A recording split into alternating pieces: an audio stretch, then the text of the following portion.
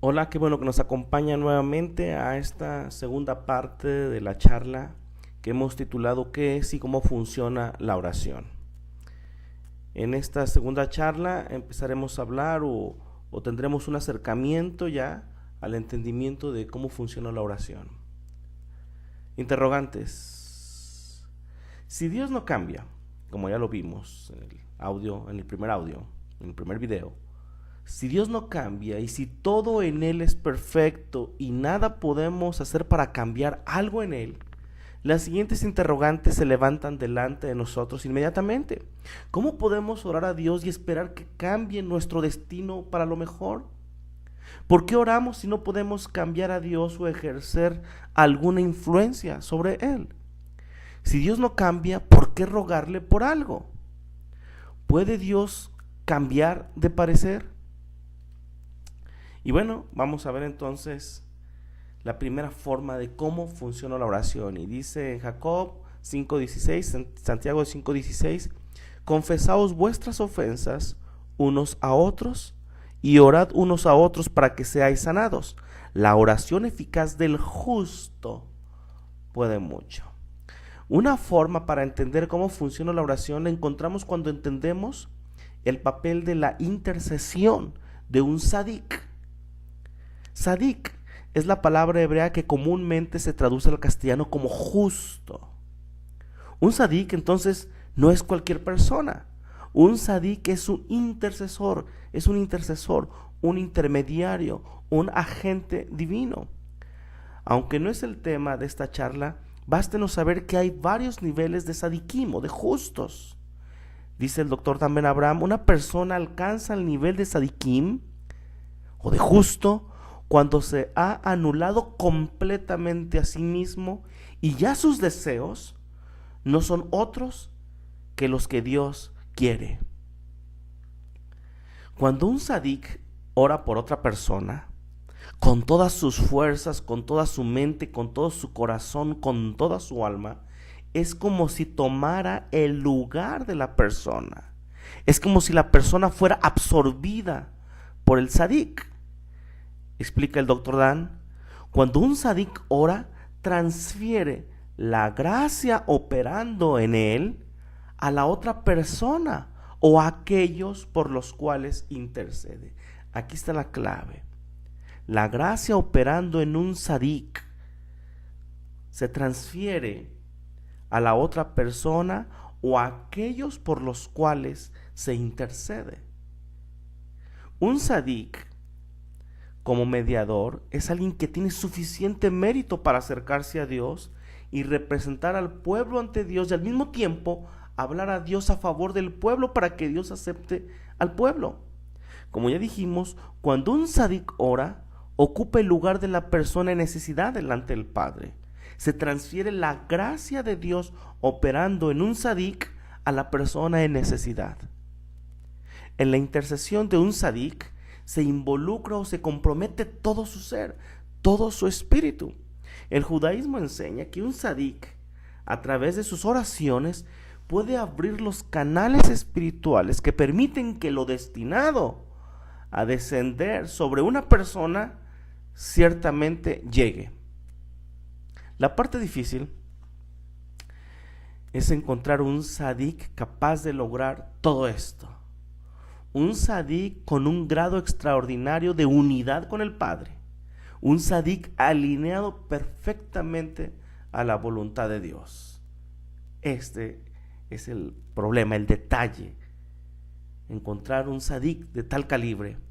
La buena noticia es que hemos encontrado en Yeshua ese sadik de los sadikim, el justo de los justos, el más grande de todos los sadikim, mayor que los ángeles, mayor que Moisés, mayor que Abraham.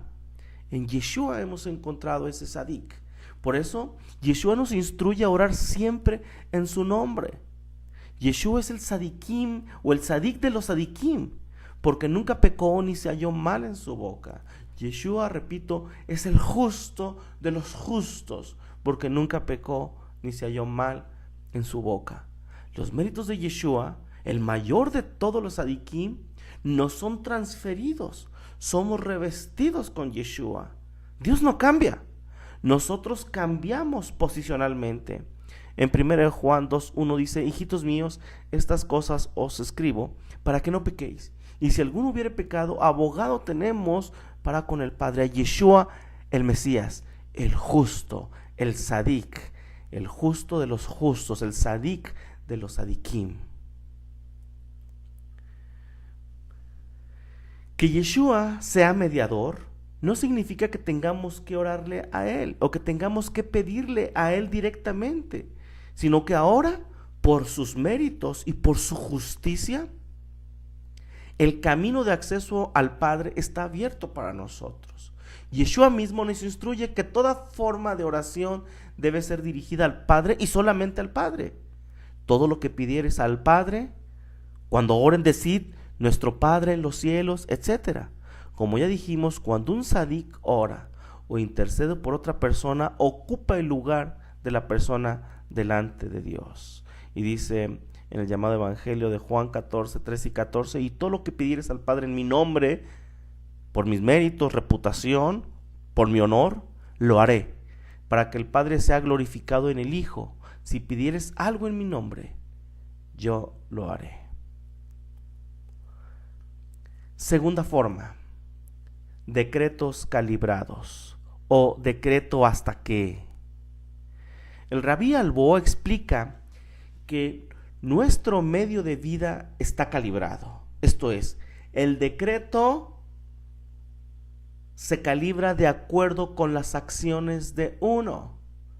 Alguna enfermedad, alguna dificultad, algún problema para que crezcamos, este decreto se calibra de acuerdo con las acciones de uno. En otras palabras, para usar el ejemplo del agricultor, si uno pone el esfuerzo y hará su campo y hace lo que sea necesario, cosechando, empleando trabajadores, contratando compradores, entonces uno tendrá una cosecha exitosa y ganará una vida decente.